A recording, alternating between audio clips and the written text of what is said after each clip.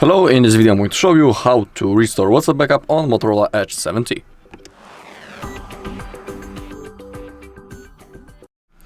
Okay, but before we launch our WhatsApp, let's open up the settings and let's make sure that when we get into Google, first I need to find it actually.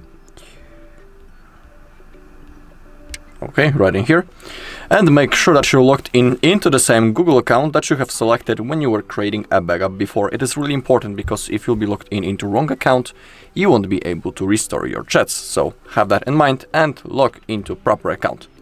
Now we can launch our WhatsApp.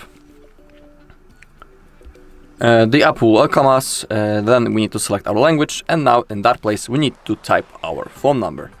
You can always also click on what's my number, click on continue, then click on allow, click on use, and as you can see, the number has been also automatically copied. Let's click on next. Now we need to wait a little bit because we need to verify our phone number. We have two methods how we can do it. We can use the code from the SMS message or use the missed call function. I always pick the second one because for me it just works much better. But currently, from what I can see, is that the code has been selected. Okay, but everything was successful, so never mind. Now we have contacts and media. We need to click on continue, click on allow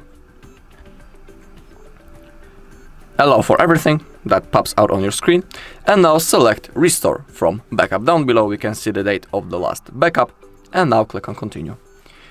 Down below we can see the account from which we are currently restoring, and that's the same Google account that I have shown you in the settings, so everything is okay.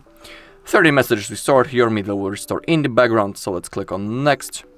In here you can type your name and also change the profile photo if you are interested, and then click on next.